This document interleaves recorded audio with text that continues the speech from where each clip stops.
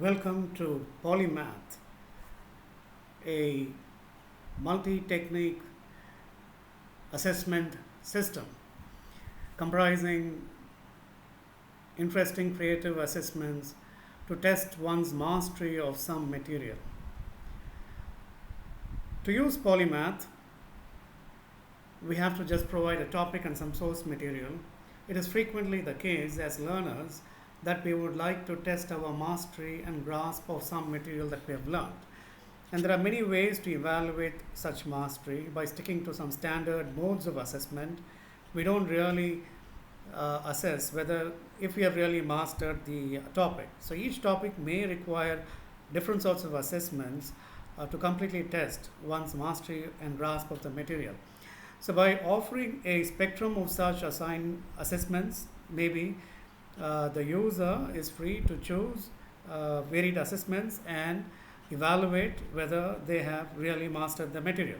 So we leave it in the hands of the user, design the system, and then the user makes the most of it. So that is Polymath. This is what it does. It provides a palette of assigned assessments that the user can work with and really test their knowledge and also perform some learning while being tested. So Polymath is organized in these three different categories.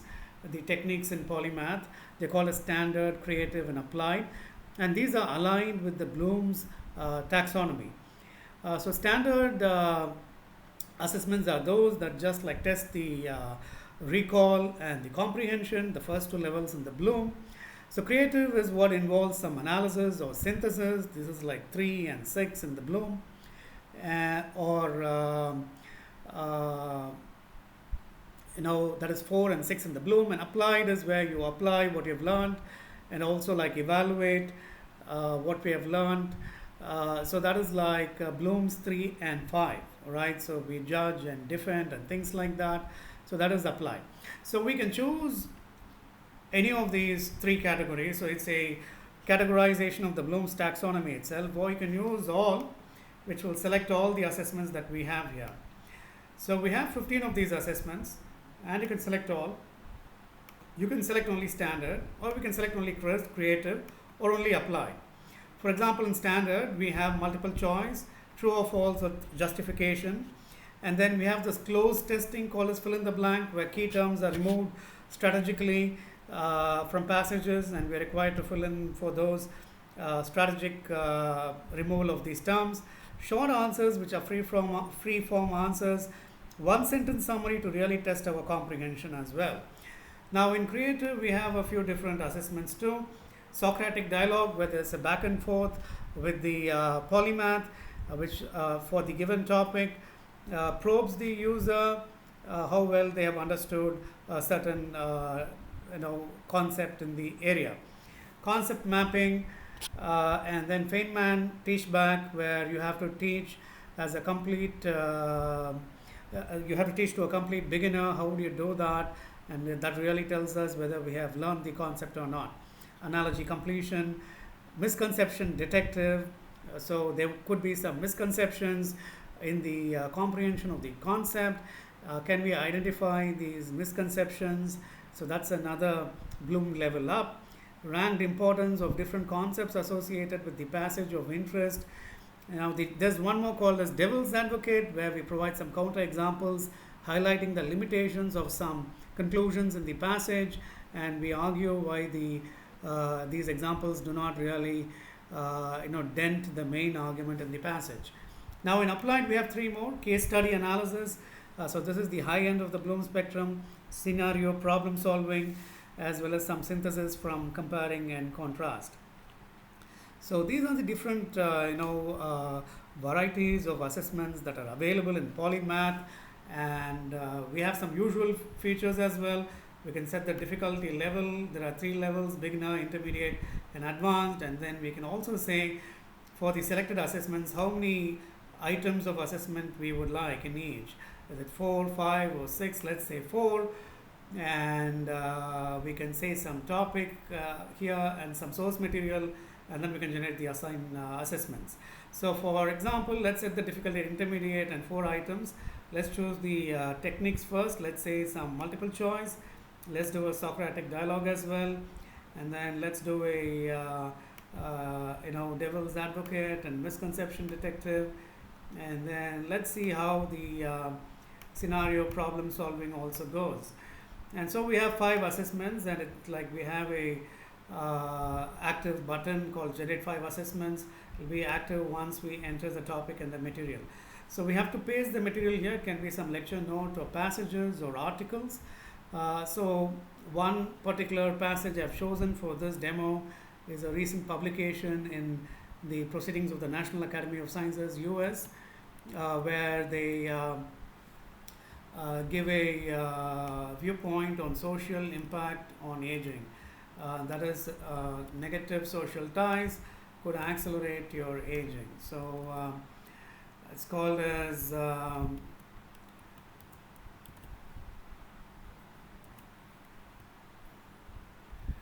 Hasler's or negative social ties, and they could alter epigenetic states in the DNA and apparently could contribute to aging. So this is still a hypothesis.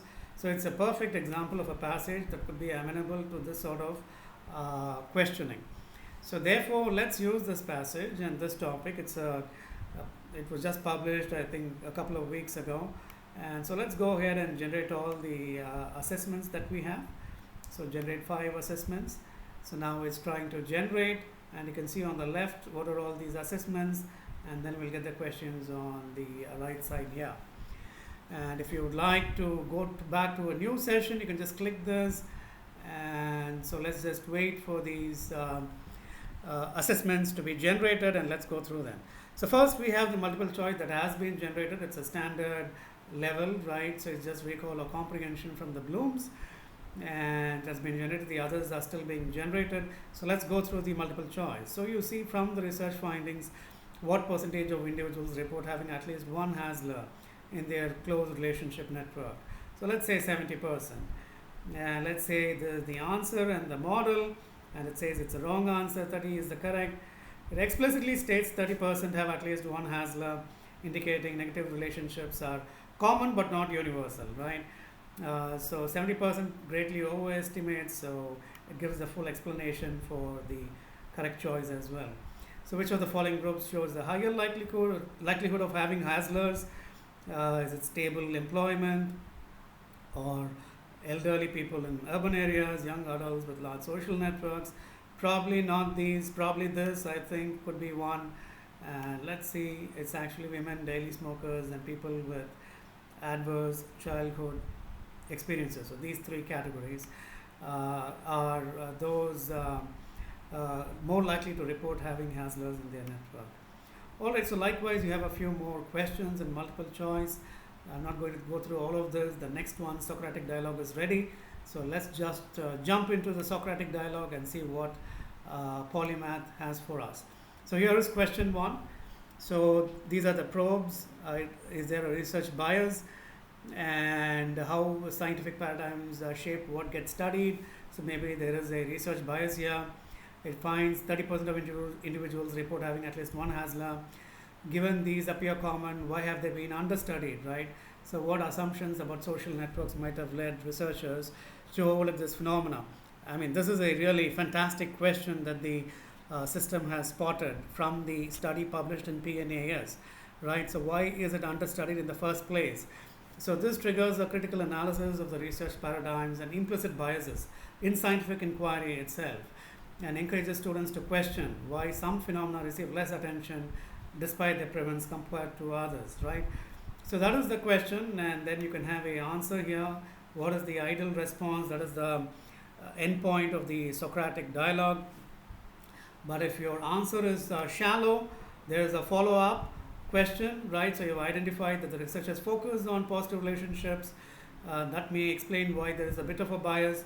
But push deeper, what specific theoretical assumptions in aging research or social epidemiology might make researchers overlook or minimize negative ties, right? So consider if we assume more social ties equal to better health. So what happens to relationships that contradict this, right?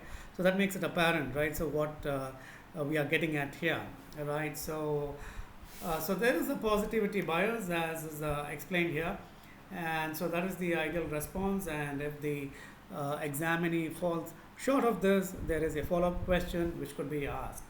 So similarly, there is a question 2, and you have a lot of these more questions. I think these are all like first class questions based on the material that has been provided, and it gives you the purpose as well, and then the answer, as well as a follow up question if the answer is shallow. So that's the Socratic method, and so there is a bit of a Socratic dialogue that goes on here.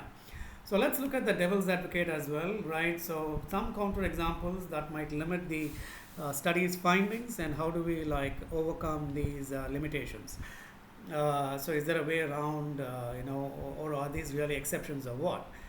So claim from the material, negative social ties are chronic stressors that directly accelerate biological aging, as evidenced by some pace rates and grim H2 measurements, right? So argue against the claim that Haslers directly cause this aging. What alternative explanations or confounding factors could account for the observed associations, right? There could be many other multitude factors that could also explain this correlation. So this basically tests critical evaluation of causal claims, right, from just like correlation observation, recognition of confounding variables, and understanding the research design limitations, and what is the ability of the candidate to generate alternative explanations for these findings, right? So and you can find what is the answer here, a good model answer for this, valid counterpoints. It may be bidirectional, so aging could cause people to perceive relationships more negatively or attract more negative social interactions. So it's the other way around. It's like a cycle and could be like bidirectional. So that's a great, again, like, sort of a intuition from the system, right? So to speak, that is a great insight, really, that is being provided here. And for any reader of the research paper, these would be valuable directions in which to pursue further research. So this is called a selection bias. It correctly identifies that individuals with certain personality traits and conditions may be more likely to maintain or perceive relationships as negative, right? So that is really the correct term. And there could be also a self-report bias in identifying Haslers, because only those who get hassled will report the Haslers, and those who are not hassled may never come forward to report, right? So that's called a self-report bias as well. So likewise, there are many claims from the material, and each of these is given the treatment it deserves by Polymath, devil's advocate, and the candidate who really wishes to master the material should be able to work through all these different angles of probing from the material, right? So there's a misconception detective as well here, and find the errors in the passage, right? So that's what it does. It takes a set of the passage and asks you for errors, right? So is there a misconception that is there in the passage? Somewhat aligned with the devil's advocate, but actually spotting some misconceptions, right? So biological impact, for example, of negative social ties on aging is relatively modest, according to DNA methylation studies. Each Hasler corresponds to approximately 0.3% faster pace of aging and about 2 months of additional biological age. These are statistically detectable, but they suggest they only play a minor role compared to genetic and lifestyle factors in determining biological aging rates, right? So you can see the answer here. This is the error, 0.3% corresponds to 1.5% and roughly 9 months from the passage. So this is a common misconception that people underestimate the magnitude of social influence on biological processes, right? So some misconception from the passage, where the passage actually corrects the correct thing, but the way we read it, given our previous biases, whatever that we bring to the passage, we tend to interpret it in some way, and this sort of a assessment tries to sense, do we have some misconceptions while interpreting the passage of interest, right? Okay, so you see very different forms of assessment trying to tackle different areas of cognitive understanding of the material and placing different cognitive demands in answering them, right? So there's one more called problem solving. I think it is not rendered, so that's something to work on. All right, so uh, I'll just like maybe go to the new session and try some other of these in the applied. I want to try at least one. Let's see whether we get it. Instead of problem solving, do we get the compare and contrast on the same material?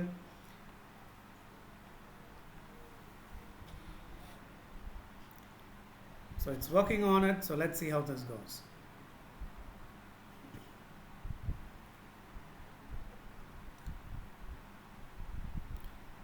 Just one assessment.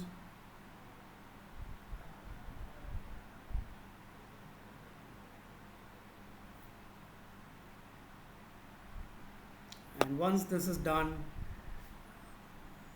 we are done with the session. I hope this has been a good demonstration of the abilities of Polymath. If you have any thoughts and suggestions or comments, please provide me the feedback. Alright, so this is what we get for the compare and contrast. It does work. So we have one assessment from the applied level in the Bloom's. Compare and contrast the differential effects of kin Haslers versus spouse Haslers on biological aging outcomes. A very interesting question, examining how relationship type moderates the impact of negative social ties. A really deep question in compare and contrast, right? So it has like formulated these questions from the passage, dug them out, and it's really probing the candidate's grasp of the material, right? So what is it also provides some hints, the dimensions along which to compare. Impact on biological aging markers, frequency in networks, psychological stress mechanisms, right? And so you can see the answer here. Key similarities both represent negative social ties. Both are reported as Haslers within egocentric networks, and they have a potential to generate chronic stress. Key differences, kin Haslers show significant detrimental association with accelerated aging, while spouse Haslers do not, right? So that is something we can probably, with experience, sort of come to the similar conclusions maybe, right? And obligatory nature of these kin relationships, spouse relationships may involve different coping mechanisms which may underlie why those Haslers do not lead to similar outcomes maybe, right?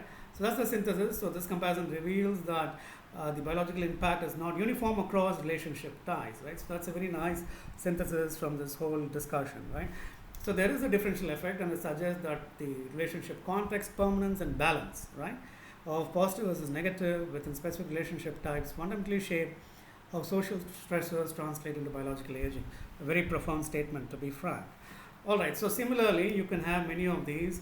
So here it is comparing and contrasting peripheral network positions with weak uniplex ties, with core network positions with strong multiplex ties. So here is two different ways of measuring aging, Dunedin pairs and age-accelerated Grimmage to compare and contrast. So likewise, these points that could be compared and contrast from the passage are extracted and posed as questions to test the examiner, to test the examining or candidate in depth. Right? All right, thank you very much.